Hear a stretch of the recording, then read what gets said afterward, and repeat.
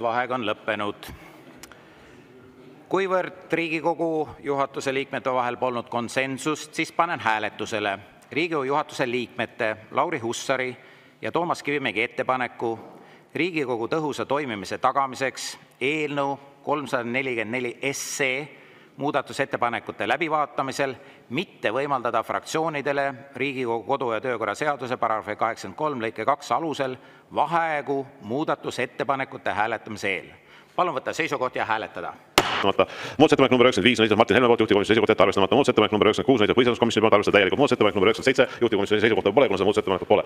Sellega oleme vaadanud ära kõik muudatusettepanekud. Nii. Jah, aitäh, härra eesistuja. EKRE fraktsiooni nimel teatan, et protestiks selle juhatuse ja koalitsioonipoolse omavoli vastu me lahkume täna kogu fraktsiooniga istungilt. Aitäh. Selge, turvalist koduteed.